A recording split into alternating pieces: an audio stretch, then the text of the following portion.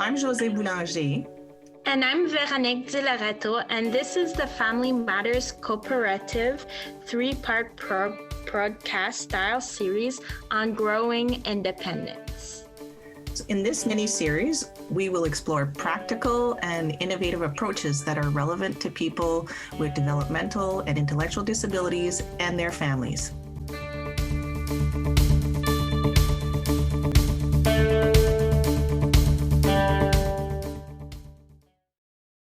Welcome to the Growing Independence series. In today's episode, we will explore the topics of employment.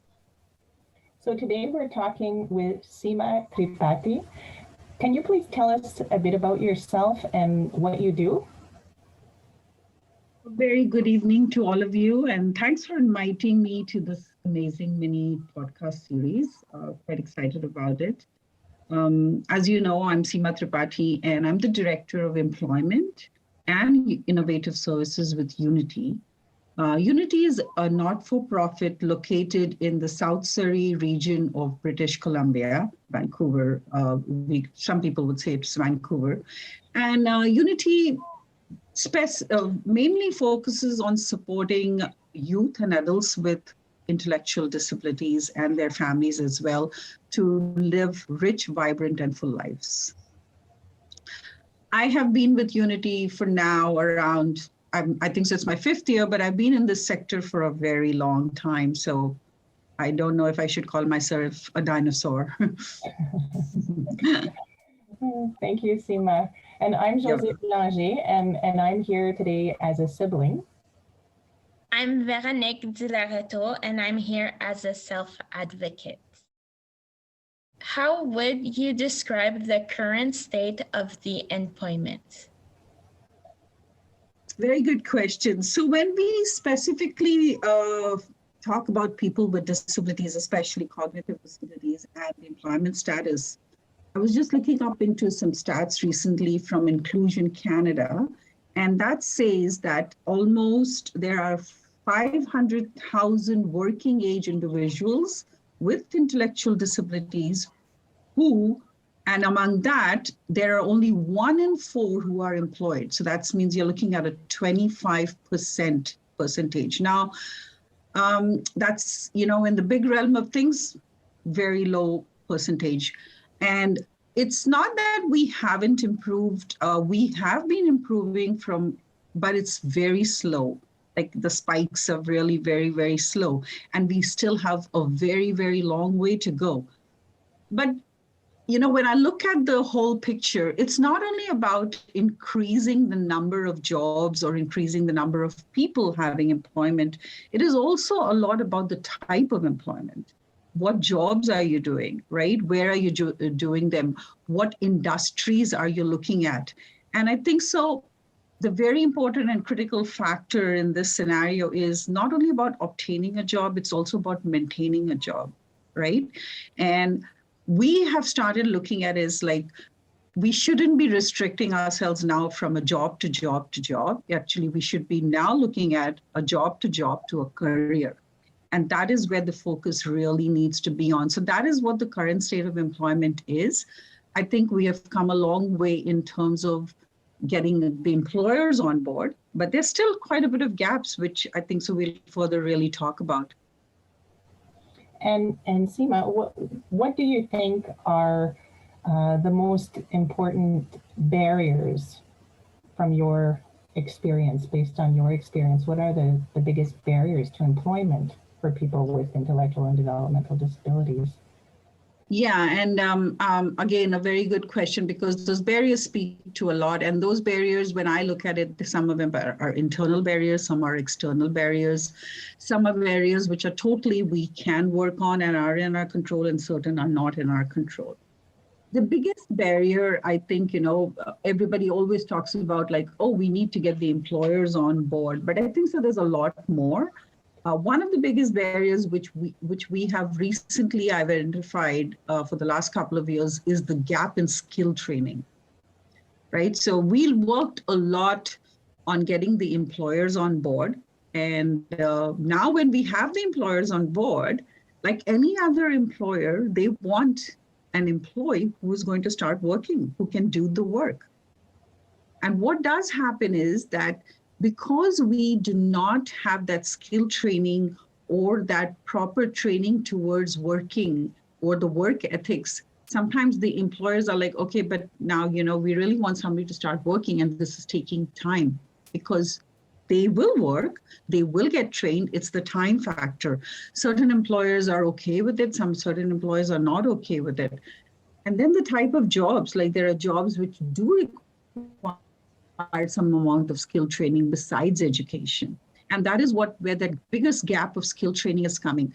And though we have been able to customize jobs or make accommodations and adaptations of job, we still actually have not dwelt into making those customized skill training opportunities. And that's a huge gap which we have to start looking at. Another major gap, I think, is the very fact of expectations. Having a person with a disability does not mean that we should not have expectations. Those conversations of having a job should be normal conversations right from when they're growing up. There should be an expectation in the family. There should be an expectation in the community. There should be an expectation in the school system. And it's all that environment when it comes together makes you prepared for a job. So those are the sort of barriers we are facing. And that is why it becomes, like when you're looking at the job, sometimes you're looking at the same types of jobs happening. And you really want to grow into that versatility of jobs. And how do we get to that point? So we are focusing on that a bit now. Based on what you've observed, what kinds of accommodations and adaptations are frequently required in an employment situation? The adaptations and accommodations which are required are actually something which are sometimes very, very basic and somewhat like matter of fact sort of accommodations. And it could be as easy as, do we need to color coordinate things differently? Do we need to have labels differently? Do we need to have the instructions in a different way? Like a very simple adaptation is like when I was an employment specialist, I was coaching somebody to be a cafe attendant. And they really needed to know what they needed to do next. But it was like, because you're moving around in the cafe, where are we going to put the directions? Where are we going to put all those instructions? Like, we cannot put it at every table. And it was a simple adaptation of creating her apron, which she was wearing, in a manner that she could just flip and she could look at her directions or instructions. Those sort of little accommodations. Sometimes the physical accommodations around, like where they're sitting, the height of the chair or the height of the stool, the height of the table. And then sometimes there are accommodations around the way you are actually delivering the responsibilities, the way you're explaining them what to do. Again, is like, how do you explain it? It could be a very simple way of doing it. And we would think like, but it's written out there. Why aren't you understanding it? But no, maybe they have a very different way of learning. And when they have a different way of learning, the direction also has to be different, right? So that's where an employment specialist is really crucial, because they understand that and they can bridge that gap. So there's yes, yeah, go on. Your role is to educate the employer on these different approaches to accommodating the work? Absolutely. The way I see this, we as employment specialists, or some people call them job coaches, whatever lingo you want to use, we are basically a bridge between the employer and the employee. The only difference is that when we do our job right, that bridge can fade away. And then that relationship happens. And the biggest thing I would say to anybody who's getting on into this world of employment or who's becoming an employment specialist is, you have two clients. One is the person you're supporting to get the job, and one is your employer. When you have that going, it just makes it so easy, because you're always also looking out for the employer. there's one thing which I always say to the employers, that we do our due diligence. We are trying to really make sure that the person we are suggesting or bringing is a person who's right for the job. But how many times has it happened that we think, oh, this is going to be my dream job, and even after 2 weeks of it, we don't want to do it, right? So the same thing, I go and tell the employer that I'm doing what I can do, but it could happen that it's not a right fit. And the only thing is that we will be the person to tell you that we need to exit, and we will exit respectfully. So when you give that confidence to the employer is like, okay, I can do this. Because, you think of an employer who has never hired a person with a diverse ability, and they're like, oh, do I really handle them with kid gloves? What do I do? How do I fire them? Can I fire them? Am I allowed to fire them? And you need to give that confidence to the employer that, please hire them if they are right for the job, treat them the way we are, but the only difference is we will support you as well in that journey. Véronique, is there anything that you would like to share about your experiences with work? Yeah, sure. I'm working for the government at Parks Canada, and I'm with LiveWorkPlay, and they're very good organization to help you get a job. And I was very fortunate to find one. I was very, very lucky. I work for accessibility for people with intellectual disability. I do research.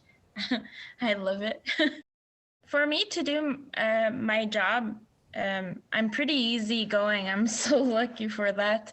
But I do a lot of virtual online. So when I started my training, that was a bit harder for me to do, because I could do the language I wanted, French or English. I decided to do English because the person I was working with, she was English, and I understand pretty well. So when I was doing the training, when I didn't understand, I could ask her, and she would do the virtual with me and show me or help me with the questions. So that was so amazing that I wasn't shy to ask for help. But some people can be very shy, and with the COVID, it can be hard to ask. So I think when you ask, it really, really helps, not just for the person that is with an intellectual disability, but as well for the employee, the person that will help you, guide you to what you have to do for the work. I find if you have a conversation with the person, and if you don't understand, they can take the time to explain. And I find that kind of work together, that helps. And once that the COVID is done, I think once people can come in to the house or whatever, they can help you continue. I think. And to work online like that, to work virtually, are there any things that help you particularly? When she video comes with me, I see her, so that helps me, and we do the sharing screen part. So for me, the sharing screen part, they show you which folders, I work for the government, so they have folders and everything. I'm sure you know that. And for me, when I had to go get my paycheck example, they would have to show me where to go, and I had to do this password, and it was a bit complicated, but once they showed me how, then I was much more able to do what I'm supposed to do. It's like going to Excel too and show me. So screen sharing with your coworker has been very helpful. Yes. And that's interesting, because that brings us to our next question for you, Seema, regarding the pandemic. And we were wondering what kind of changes you have observed, and how these changes due to the pandemic, how have they impacted people labeled with an intellectual or developmental disability? Like everyone in the labor market, the pandemic has affected the jobs, right? And especially with our sector, I think so. The biggest change which did come about is like, oh, but now I cannot go in person and do the job. And how do I do this job? And not all jobs were jobs which could be done virtually, right? So even moving a step behind, it was even the facilitation of giving the services for the people who wanted job became an issue, because we couldn't call them into the center, we couldn't call them into our offices. And that brought up the whole aspect of digital literacy and the need of having digital literacy. So at that point of time, we luckily got very creative, and some people in our team said, like, we've got to do something where, we sort of got to be able to very simply explain how to get onto Zoom, how to share the screen, what to do. So we created something known as Tech Titans at that time and made it really fun for everybody, because we wanted to do everything virtually. But that actually, starting of the Tech Titans led into this whole conversation of an adapted digital literacy training. And it's now being done on a big scale all over British Columbia, where we are getting expert trainers, and then we're having to train the trainers, and now individuals are getting trained in digital literacy. Because another thing which came up when people started going on the net was the internet safety. And that became a very huge issue, because not were they aware.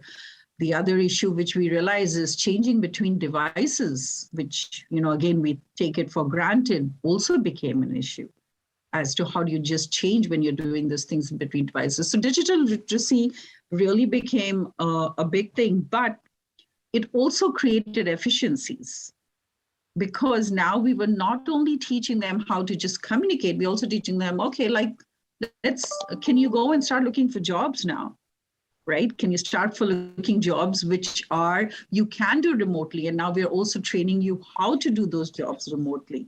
So now then that aspect has come up, where now people are starting to do those jobs which they can do at home on their computers, if it's data collection or doing some other filing work. So those sort of jobs have started coming up. Another big spike which we saw was the grocery stores.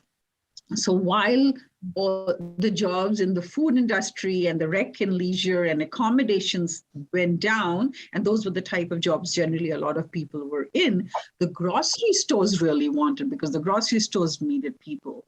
And they were getting short of staff. So that was where we saw another very huge factor happening.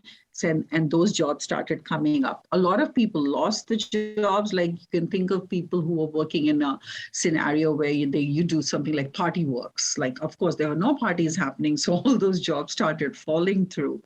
So we saw that thing. Then another factor which has come up is that a lot of people decided to retire early. So we're already seeing a shortage of labor. And then the working from home concept has made people change their careers. They don't want to now go back.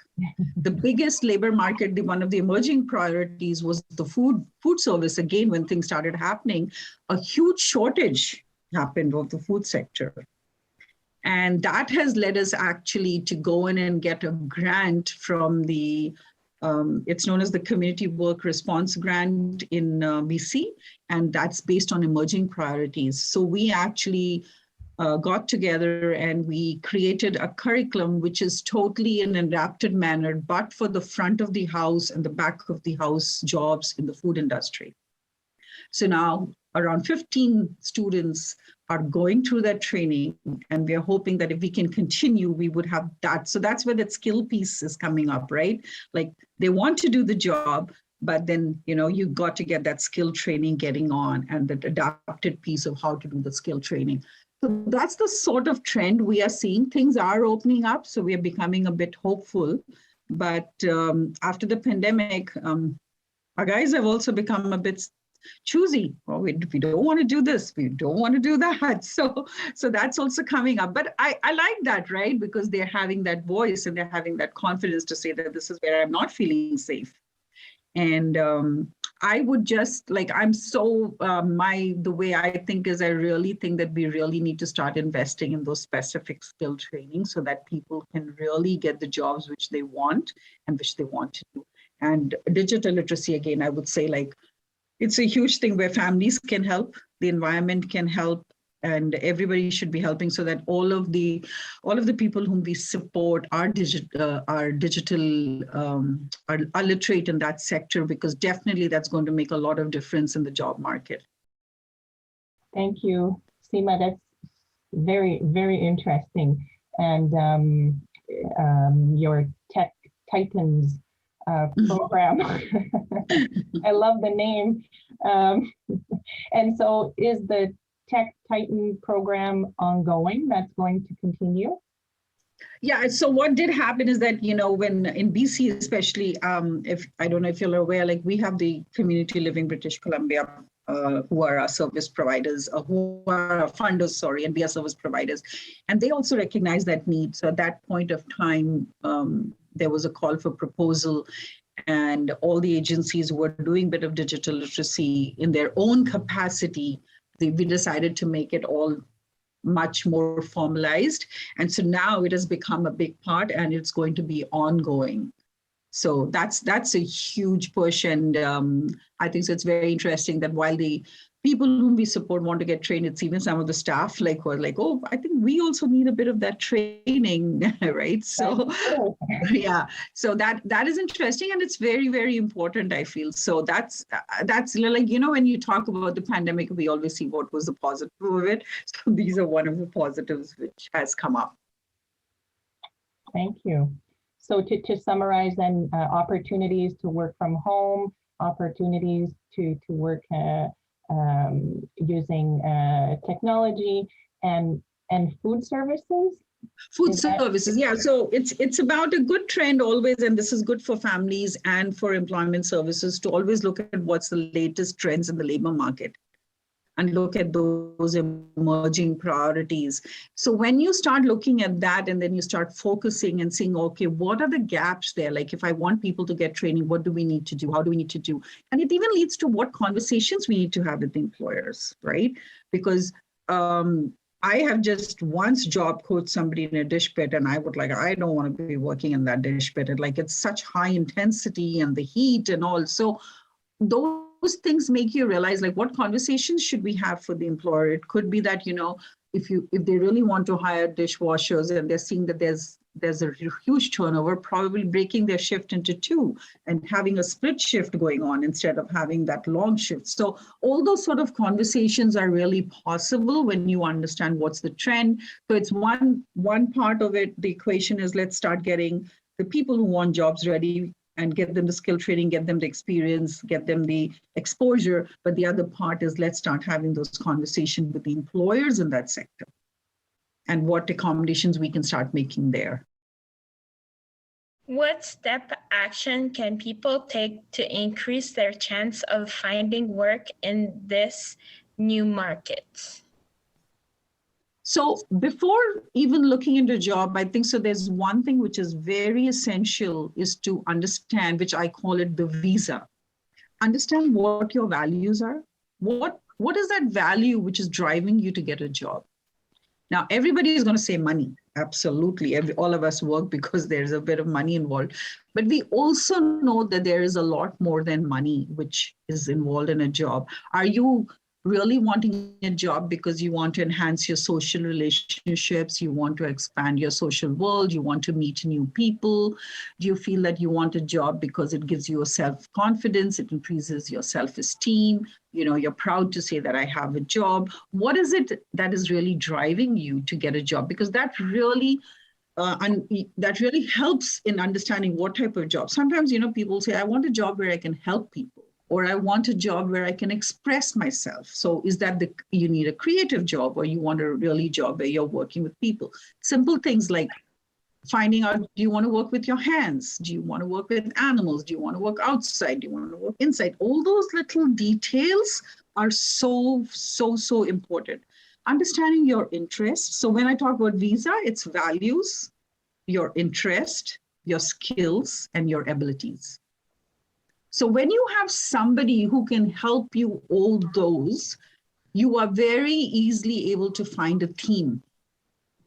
And then based on that theme, you start looking for your jobs.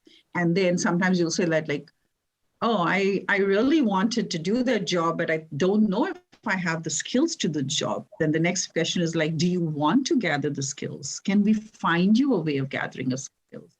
Like another sector where a lot of jobs are starting to open up are warehouse jobs. And in the warehouse jobs, like especially with, everything going so much online shopping, the warehouses have gone up. So, okay, so what do I need for a warehouse? Like maybe the forklift. So can I go and get a forklift training, right? How do I strengthen my muscles so that I'm able to pull up things? How do I know how to operate a pallet? All those things become very interesting. And, when you do your visa, you slowly start looking at those things. So that's a huge thing, which I think so is important.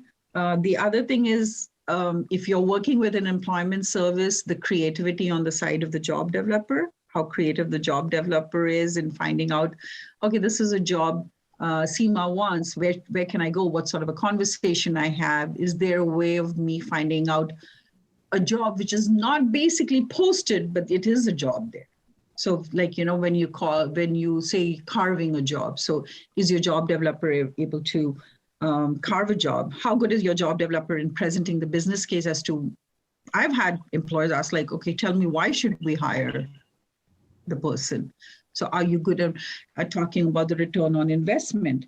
And then again, coming back, like when you're giving the confidence to your employer that you are going to be there and you're going to do the job, you're going to complete the job, and you're going to be ticking all the boxes what an employer really wants, that's the sort of feeling you have to go. So the expectations part, your rights, your responsibility are all part of something you need to be prepared for when you're looking for a job.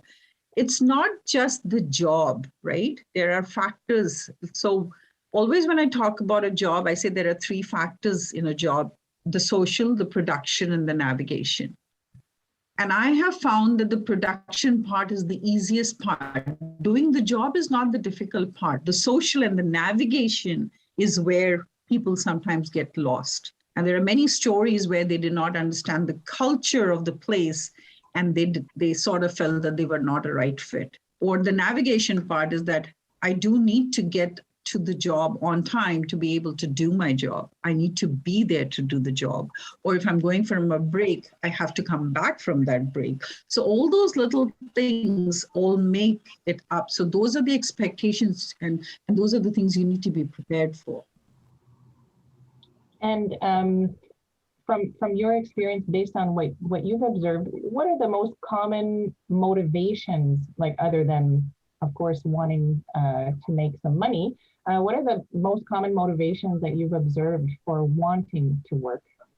So the most common motivations, when people, this is always a question whenever an employment specialist starts working with, and the first thing they would ask, like, why do you need a job? And the first answer is money. So instead of asking like, what besides money, I always ask, what are you going to do with that money? And that's when the stories start flowing, right? So that's where it's happened. And it's very interesting. Most of the time they want to do something for their family. And that's a huge, I don't know what it is, but it's a huge pull. And that really, sometimes I use that as the carrot. Like, okay, you want to do something for a family because like, I want to buy a gift for my mom. I've never bought a gift for my mom. I want to go and meet my grandma. I want to build and housing. Oh my God, that comes up so often. They want to live independently and they don't want, so that's another big factor. Traveling. But it's the little things. It's the little things. I want to buy a gift. I want to be able to go on a holiday. I want to have my own house.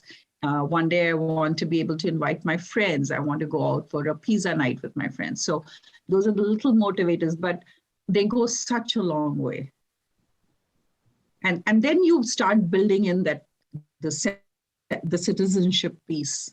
right? Because when they say that I want to buy a gift for my family, and that's when I start bringing the citizenship pieces like, oh, so you want to contribute to the family, and then bring it back. Do you want to contribute to your community? Do you want to contribute to your country? And how as a taxpayer you can do that, and then bring in the element of citizenship, which then leads into the whole element of self-esteem, self-confidence, and the financial independence and the power of purchasing. So it's like a puzzle. It keeps moving up and down, but it all just comes together. I really love what you said about the skills part. I find it's very interesting because you need all those to be able to work. For me, my experience is that the more skills that I get, the more I can learn. Like, I find like you can do mistakes and you learn from them, and it can be small, and be open with your manager is the most important thing I find, because when I started working at the deli in 2003, she knew I had an intellectual disability because I started with school. So even if I did a small mistake or something like that, or I didn't understand, she was very patient with me. Very, very patient. I was very moved by how she was very patient. And from my work, I learned to be patient with myself. I learned to be determined. When I want something, I get it. And I learned the numbers for all the meat. I learned so many things with my manager to be more open. When I have a bad day, it's okay, but tomorrow it's a new day. So all those things are so potential for learning when you're at work. And the big boss that he used to come and see me sometimes and just say hi, the big owner. And at the end, they gave me an envelope saying I was a good worker at work. So I was very proud of myself because I did work hard. But yeah, so it's just incredible. When you give your 100%, it helps. You talked a little bit how families, parents and siblings can support their family with a disability. And I wonder if you could recap, maybe summarize that, some of the most important things that family members could do to help their family with a disability. And then are there things that they shouldn't do? The biggest thing is that the family should be doing is having those expectations. Do not think that they cannot do it. Have that expectation right from it. A very big thing which has come up and which we all are realizing, there's a poverty of experiences. There's a poverty of expectations within this sector. And we really have to get over that. And I have seen it every time I have those expectations and the family will say that, no, they cannot do it. I said, just have trust and confidence and they can do it. The only little thing is a little bit of support, the right support at the right time, but do not be shy of having those expectations. And that's what I tell to every family. Believe in them, give them the chance, give them the opportunity, let them have those challenges. At the most, what's going to happen? They may fail, but that's how life is, and you need to become resilient to it. The only difference is that we will still be there supporting them, right? And as they get the confidence, the support becomes like a light monitoring touch. It's not the continuous support, because how are you going to reach that state of independence if you're always going to be supported? And support is not meaning that you need to have somebody by you all the time. Support can be in very different ways. And that's how some of the families can support. So, when it comes to the family, when we employment services are finding a job, there's so much of support the family can do. Is like, okay, the person is at job. And there's simple things like, please don't have an argument about finishing your breakfast just before they're going to the shift, because what's going to happen next is that they're going to be triggered and that's going to carry on into the shift. And sometimes that becomes a trigger, right? It's also about, please also ensure that if they're going for an interview, you're just touching and you're encouraging them and you're seeing that they have their they are sleeping properly, they have set their alarm, they have their clothes ready. So those are the sort of very light touch supports the family can do.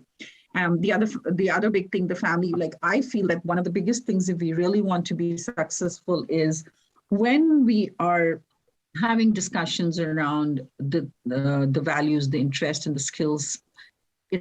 It's very important to involve the families there. When we are creating their vision boards, involve the family and give them the tools and strategies as well as how they can support the individual.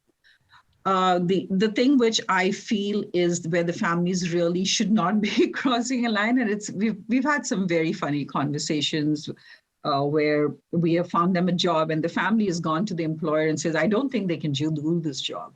And we're like, oh, okay, but the person has just got the job, right? And that is what, and they're coming from a good place. Absolutely. They're coming from a place of being protective, but sometimes like have faith in what we do and let it go. Just like, it's important for us, and we will never compromise on the health, safety, and self-respect at any job scenario for the individuals we support. So, but, let us do our job. Don't go and start telling the employer what to do and what not to do. The other big thing is if, say, these are very minute things, but they go a very long ways. Like, say, the individual has decided not to go for work today because they're not having a good day or they're not feeling well. Empower them to make that call to the employer. You don't make that call for them. Tell them to call them. Tell them to inform that, I'm not coming to work. It has to be that ownership, and it goes back to the rights and responsibilities of being an adult and having a job. If you can do the job and you can go and get your paycheck, you can also be able to communicate those things. And that's where sometimes the families will come in. No, we will call the employer. We will talk to the employer. You think of the negative, what happens there is that the employer thinks, oh, why can they not make the call themselves? Are they too sick or are they scared to call us, right? And when you do it yourself, you are showing to the employer that you are in control of your job and you're very capable of making those decisions. So those are the sort of things I think the families can really be. I always say that the families can be the biggest supporters, but the families can also be the biggest barriers.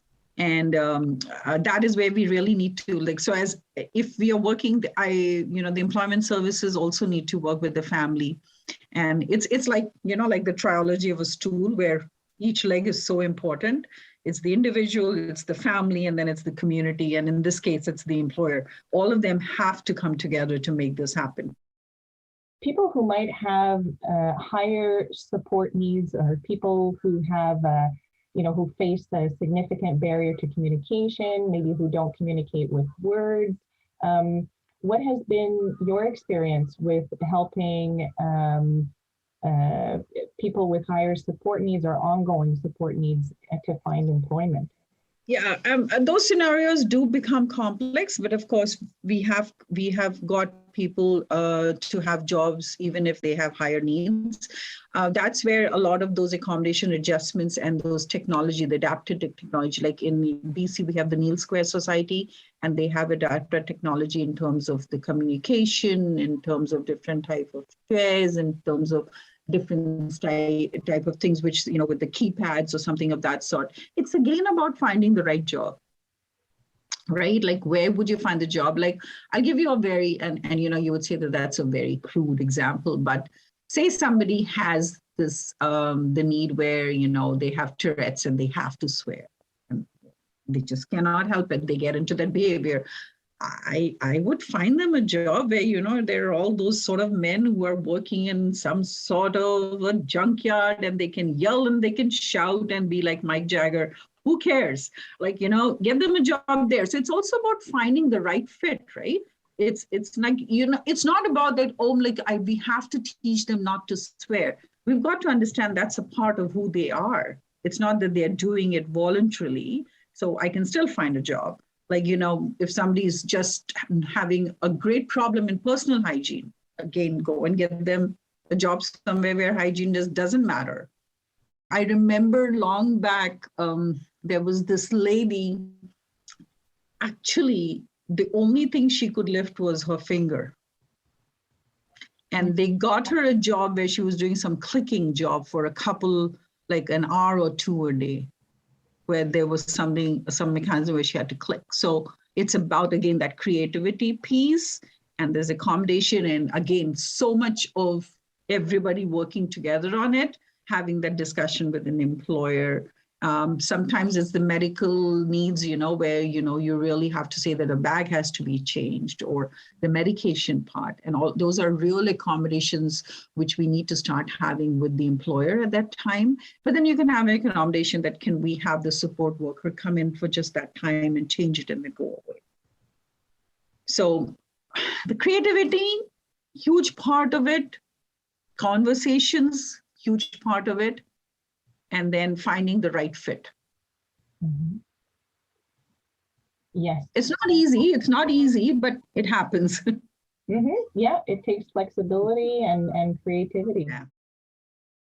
Any last words of wisdom to share with others looking to enter the workforce or thinking about their next big opportunity? Absolutely. The biggest thing I would always say, there is a job out there for you. Everybody, work is different for different people. Work doesn't mean necessarily working 9 to 3, Monday to Friday. Different type of jobs, they can be done in different scenarios. So do not be afraid. Have expectations from yourself. Encourage your family to have expectations. Challenge yourself. You will live up to the challenge. And as you said, ask questions, ask for that support. When you're not clear, ask. You will get the answer. But if you're not going to ask, nobody's ever going to know what's going on in your brain or what you need. So ask. Do not be shy. Do not limit yourself. If there is an opportunity for you to get any amount of skill training, ask for it. You will get it. There are so many things out there in the community. It is just it's a matter of tapping into them and finding different ways of getting that training. But as I said, challenge yourself. Try looking at, where can I get more sophisticated? Where can I get that training? What is going to help me improve my employability skills? That's the biggest advice I would get. So find your niche. It's no different from any one of us. We did not land up into our dream jobs just the first day. We went through a number of jobs to get to where we are today. Thank you. It was so interesting. I did learn new things myself too, to always be confident, always ask questions, and be open and to learn. And I was very moved by everything what you said for employment. It was very, very good. Thank you. Yeah, the last thing I'd say, like when we talk about the ask and the learn, I had something when I started as employment specialist, I had to put it up in my wall, is ask and learn, and that's the way to earn. So I will leave it at that. Thank you so much. Thank you, Seema. Wonderful advice for people labeled with an intellectual disability, but also I think for anyone looking for employment. Thanks for my pleasure. My pleasure.